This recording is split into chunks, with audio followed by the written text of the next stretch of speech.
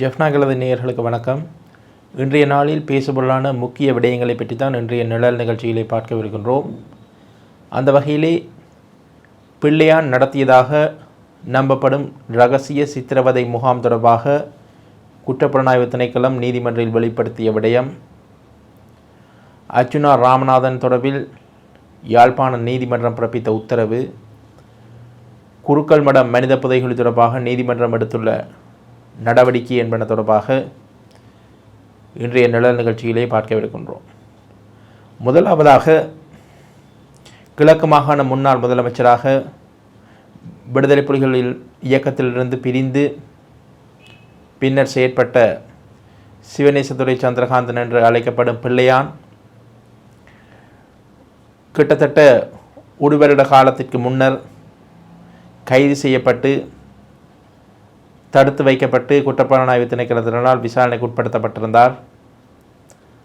அன்னளவாக 350 நாட்கள் வரையான காலப்பகுதிக்கு பின்னர் நேற்றைய தினம் அவர் கல்கிசை நீதவான் நீதிமன்றத்திலே முற்படுத்தப்பட்டிருக்கின்றார். குறிப்பாக அவர் மீது குற்றப்புலனாய்வு திணைக்களத்தினர் கிழக்கு பல்கலைக்கழகத்தினுடைய முன்னாள் துணைவேந்தரான ரவீந்திரநாத்தை கடத்தி படுகொலை செய்ததாக அவர் மீது குற்றச்சாட்டை முன்வைத்திருக்கின்றார்கள். அந்த வகையிலே பொலனறுவை செவனப்பட்டி என்ற ஒரு பகுதியிலே பிள்ளையான் ஒரு இரகசிய சித்திரவதை முகாம் ஒன்றை நடத்தியதாக குற்றப்புலனாய்வு திணைக்களத்தினர் தெரிவித்திருக்கின்றார்கள். குறிப்பாக அவர்கள் அந்த ஒரு அறிக்கை ஒன்றையும் கல்கிசை நீதவான் நீதிமன்றத்திலே தாக்கல் செய்திருக்கின்றார்கள். குறிப்பாக அந்த அறிக்கையில் உள்ள விடயங்களை நாங்கள் பார்க்கின்ற போது, கனம் நீதவானவர்களே, இந்த விவகாரத்தில் நாம் 5 சந்தேக நபர்களை கைது செய்துள்ளோம். கடந்த 2025 ஏப்ரல் 8ஆம் தேதி கைது செய்யப்பட்ட பிள்ளையான் என்ற இந்த சந்தேக நபர் பிரதான சந்தேக நபர். அவரை நாம் 4 தடுப்பு காவல் உத்தரவின் கீழ் இதுவரை தடுப்பு காவலில் வைத்து விசாரித்தோம். மன்றில் அவரை ஆயசேன முன்னர் சட்ட வைத்திய அதிகாரியிடம் முன்னிலைப்படுத்தி அந்த அறிக்கையையும் நாம் உங்களிடம் சமர்ப்பிக்கின்றோம். உபவேந்தர் ரவீந்திரநாத் கடத்தப்பட முன்னர் கிழக்கு பல்கலைக்கழகத்தின் அப்போதைய கலைப்பீடாதிபதி இந்த சந்தேக நபரால் கடத்தப்பட்டு அச்சுறுத்தப்பட்டுள்ளார். ரவீந்திரநாத்தை பதவி விலக அதன் போது கட்டாயப்படுத்தியுள்ளார். அவர் விலகல் கடிதம் கொடுத்த பின்னரேயே கலைப்பீடாதிபதி அவரது வீட்டின் முன்னால் விடுவிக்கப்பட்டுள்ளார். இது குறித்து சாட்சிகள் வெளிப்படுத்தப்பட்டுள்ளன. முக்கியமாக 2 சாட்சியாளர்களின் சாட்சிகள் வெளிப்படுத்தப்பட்டுள்ளன. அதாவது, பிள்ளையான் என்ற இந்த சந்தேக நபர் செவனப்பட்டிய பகுதியில் ஒரு முகாமை நடத்தி சென்றுள்ளார். அதில் வேலை செய்த ஹரி பிரதீப் என்பவரின் வாக்குமூலம் முக்கியமானது. அவர் சிவசுப்பிரமணியம் ரவீந்திரநாத் அந்த முகாமில் தடுத்து வைக்கப்பட்டிருந்ததாக சாட்சியம் அளித்துள்ளார். அந்த முகாமில் சிவிலியன்கள், அரசு அதிகாரிகள், வர்த்தகர்கள் கடத்தி வரப்பட்டு தடுத்து வைக்கப்பட்டு சித்திரவதை செய்யப்பட்டு கப்பம் பெறப்பட்டுள்ள சம்பவம் தொடர்பாக அவர் சாட்சியம் அளித்துள்ளார். அது ஒரு சித்திரவதை முகாமாகும்.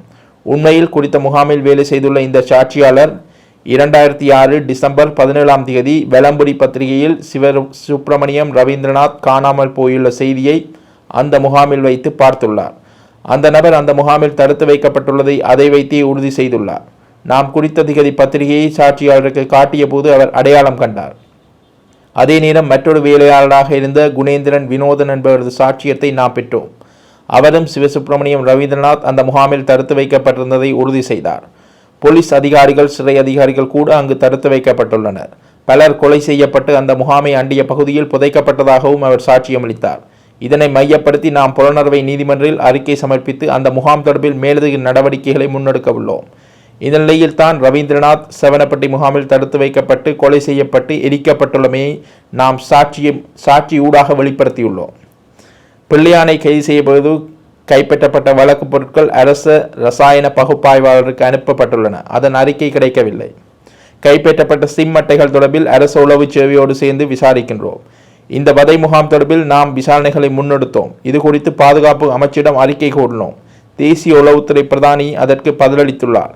இத்தகைய முகாம் ஒன்றை நடத்தி சொல்ல பிள்ளையானுக்கு எந்த சட்ட ரீதியான அனுமதியும் கிடையாது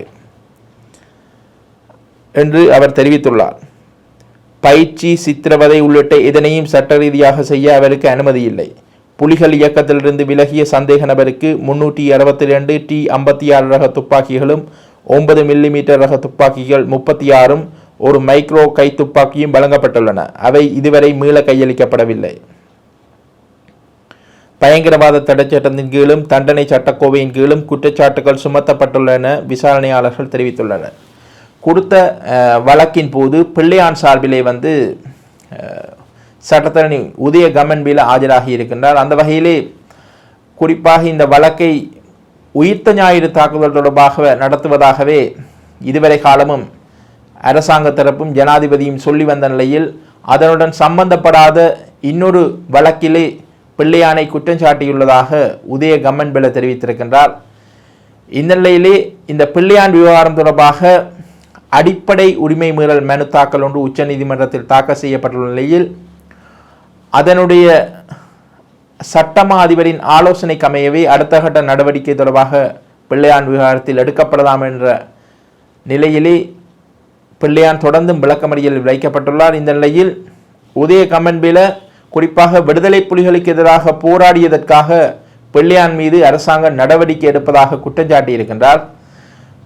இதே வேளையிலே நாமல் ராஜபக்ஷ ஒரு கருத்தை சொல்லியிருக்கின்றார். குறிப்பாக அரச புலனாய்வாளர்களை அச்சுறுத்துகின்ற செயற்பாட்டை இந்த அரசாங்கம் முன்னெடுப்பதாகவும் குறிப்பாக விடுதலை புலிகள் காலத்திலேயே பயப்படாதவர்கள் அரச புலனாய்வாளர்கள்.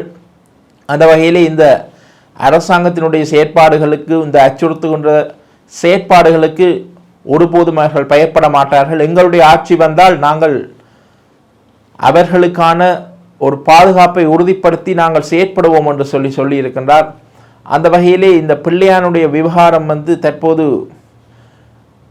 பெரும் பேசுபொருளாக மாறி இருக்கின்றது. குறிப்பாக உயிர்த்த ஞாயிறு தாக்குதல் விவகாரத்தில் அவர் கைது செய்யப்பட்டதாக பரவலாக கூறப்பட்டு எதிர்கூறப்பட்டு வந்த நிலையிலே தற்போது கிழக்கு பல்கலைக்கழகத்தினுடைய முன்னாள் துணைவேந்தர் ரவீந்திரநாத் கடத்தி படுகொலை செய்யப்பட்ட விவகாரத்திலேயே அவர் தற்போது நீதிமன்றத்தில் முற்படுத்தப்பட்டிருக்கின்றார். இந்த வகையில் எதிர்வரும் காலத்தில் நீதிமன்றம் இந்த விடயத்தில் என்ன நடவடிக்கை எடுக்கப் போகின்றது என்பது சட்டமா அதிபரின் ஆலோசனைக்கமைய இடம்பெறும் என்று சொல்லி எதிர்பார்க்கப்படுகின்றது. இரண்டாவதாக யாழ்ப்பாண மாவட்ட சுயேட்சை பாராளுமன்ற உறுப்பினர் அர்ச்சுனா ராமநாதன் தொடர்பான ஒரு உத்தரவு ஒன்றை நேற்றைய தினம் யாழ்ப்பாண மேலதிக நீதிவான் நீதிமன்றம் பிறப்பித்திருக்கின்றது.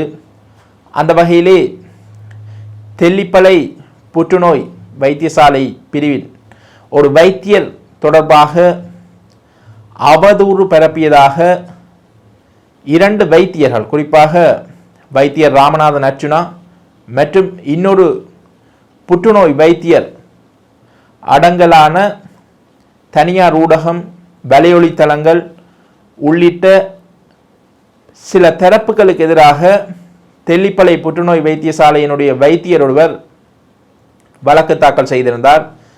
குறித்த வழக்கு நேற்றைய தினம் 2ஆம் தடவையாக யாழ்ப்பாணம் மேலதிக நீதிவான் நீதிமன்றத்தில் அழைக்கப்பட்டிருந்தது. இதன்போது ஒரு வைத்தியர் குறிப்பாக